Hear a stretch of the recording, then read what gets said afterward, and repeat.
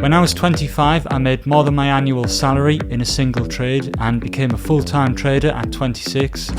And within 6 months, I was thinking about going back to work. I'll give you the full story and why I was able to succeed, but first of all, I'll give you some context to understand all of this. After finishing university, I did 2 master's degrees in business, and when I was studying in the USA, I met a German girl, fell in love, moved there, started trading, and I was happy until I lost a big chunk of my capital and thought about going back to work. This wasn't a nice option for me because working full-time had made me depressed and I was worried about my mental health if I had to go back. The only thing I wanted to do was trading, and nobody would hire me because I didn't have the right skills, so there were no other options for me other than to make trading work and go it alone so I could stay in Germany and avoid slipping into steep depression. Trading for a living seemed impossible at the time. I was 26 years old with a year of trading experience. I'd never worked in a bank or as a trader, and I didn't really have much of a clue about anything, but it was my only option because in my mind it was very clear, if I don't make trading work and do what I enjoy, then I'll never be happy. And I gave myself 1 year to make it happen, and I borrowed £25,000 from Deutsche Bank to fund an account, and if I didn't make it work in that time, then I just had to accept failure and get a 9 till 5 job. But the first few days after losing a lot of my capital were just brutal. I was kicking myself for being so stupid and taking on risk. I was angry at myself for not educating myself better, and bitter because I felt like it was bad luck. But first, I had to figure out how I could actually survive a year in the market and come out with enough money to pay my bills and keep going, because even though I'd borrowed £25,000, I still needed to pay all of that money back plus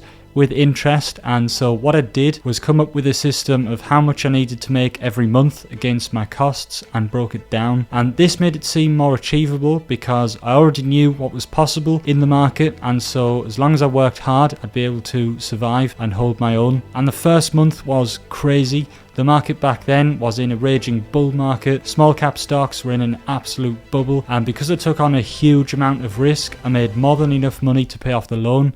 But I didn't. Instead, I reinvested it into other stocks and took even bigger risks, but then it all came crashing down. The election in May 2017 caused a huge amount of uncertainty in the market, and liquidity just evaporated in stocks, meaning that it was hard to buy and sell. The problem was I had a load of stocks that nobody wanted, and the price fell every single day. And because I had zero risk management, I didn't sell, and I just watched them fall every day, losing thousands of pounds because I was the rabbit in the headlights, too scared to do anything. I couldn't sleep, I'd snap at my wife, I felt like a weight was on my chest, and I dreaded 8 AM every morning because I knew I was going to be losing more money. Eventually, I realised that if I didn't salvage what was left, I might have nothing left, and so I liquidated everything at stomach churning losses. But afterwards, I felt so much better because I felt free and that I wasn't chained to anything. And this was the wake-up call where I needed to learn what my downside was on every single trade, because I never wanted to be in that position again. I started to learn how to build a trading system, learned about risk management, position sizing, and how to find trades myself rather than relying on others or jumping on Twitter. Things started to go well. They weren't the mega profits I was used to, but it was consistent, and I was slowly building up my account. We travelled a lot to Exuma, Switzerland, Spain, Hungary, Croatia, France, the Netherlands, and it seemed like everything was going fine. But then I made a stupid mistake that nearly cost me everything. It's so obvious looking back on it, but at the time, I just didn't see it. A new company came to the market called Anglo-African Oil and Gas, and it had this idea of appraising old assets with a workover to increase the production rate before a high-impact exploration drill that was a company maker if it came off. So everyone was excited, I was excited, and the FinCap analyst gave the workovers a 100% chance of success, which sounds silly now, but everyone believed in this and the price rallied on the hype. But guess what?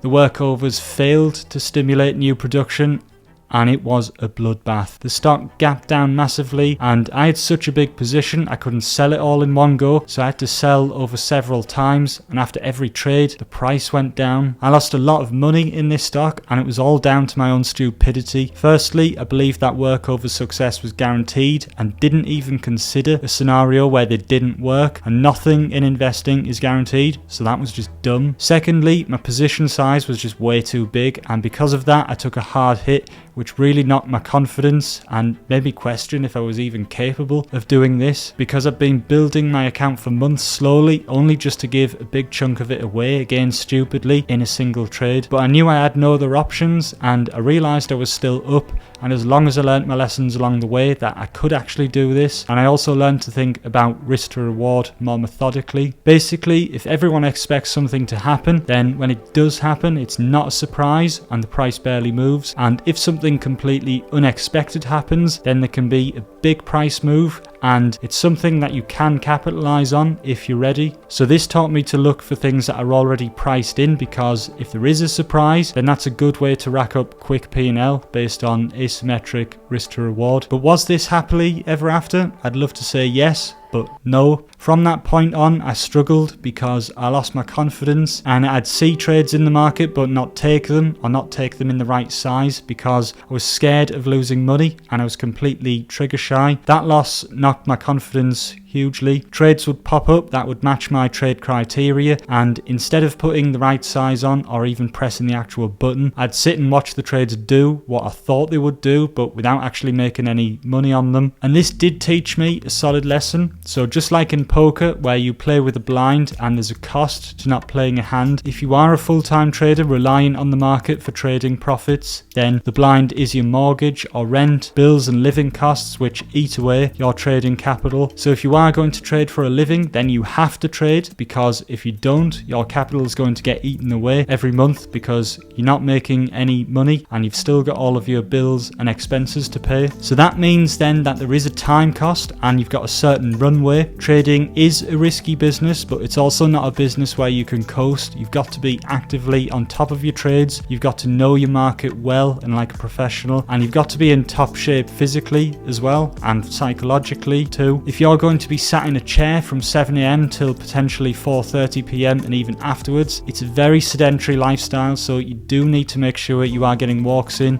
or working out, or running, or doing something that gets the heart pumping, because otherwise you're going to pay the cost later in life. And I'd love to tell you after these 3 lessons it was happily ever after, but of course it wasn't. But the market was hugely fertile in 2017, so there were so many trades, and I did eventually get my confidence back, and I was able to regain my account and push it to new all-time highs, and everything was going smoothly. This was the time when everyone was talking about Bitcoin, and people who'd never even been interested in trading were telling me what coins I should be buying, and how they'd heard of their friends, mates, uncles, brothers, cousins, nephew get rich on Bitcoin, therefore I should be buying Bitcoin too. And I made a conscious decision not to get involved, not because I thought it was a bubble, which I did, but I found it so hard to get my money in to Bitcoin that I remembered my Anglo-African oil and gas trade and how hard it was to get out when there was a crowded exit. So I left crypto well alone. But any stock that would mention Bitcoin or cryptocurrency would instantly go up at least 100%, and so any bit of news I saw that had Bitcoin in the title, I just buy the stock within seconds and sell after a few minutes into the herd who were jumping onto the craze late. I spent most of that year's December in Dubai, so I was able to get up late and be fresh for the market, then stay out late in the evenings exploring the restaurants and lifestyle the city has to offer. But I knew that the Bitcoin bubble would pop and probably bring down the UK stock market liquidity with it, because people were making so much money in crypto and buying stocks with it, and once people lost their money and crypto was falling, they would stop buying stocks with it, and they'd even pull their money out of stocks. So I was fully prepared for this after my big loss in the general election where liquidity evaporated, and so even though it wasn't easy, I was prepared. But when we did see the fireworks go off in front of the Burj Al Arab, I did feel quite proud that I'd made it through the first year and that I'd learned a lot, and that if I kept tight risk management and continued educating myself, there wasn't really a reason why I couldn't do this for the rest of my life. So if anyone is struggling out there, please let me know and I'll try and help. YouTube says you might like these videos next, so hopefully I'll see you in the next one.